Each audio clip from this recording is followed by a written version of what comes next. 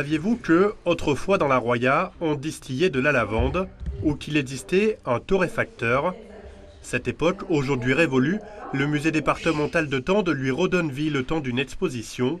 De quoi plonger le visiteur dans ce qu'était la Roya au début du XXe siècle, une vallée où chacun devait faire plusieurs métiers. C'était des activités qui étaient saisonnières, qui mettaient ensemble plusieurs activités et avec une dimension plutôt familiale. Grâce aux documents d'archives, on arrive à retracer un contexte qui n'avait jamais été étudié.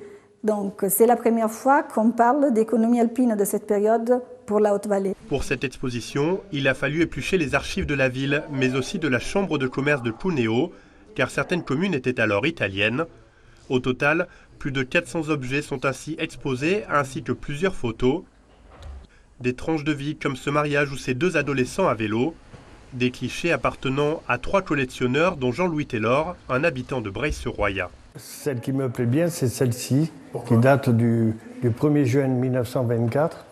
Et c'est les glaces à la vanille. On livre à domicile. De quoi faire rejaillir des souvenirs jusque dans le livre d'or.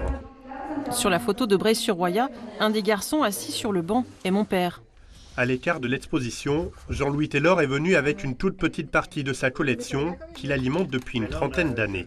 C'est Saorge, c'est la procession à Saorge. Et ça, c'est des chasseurs alpins.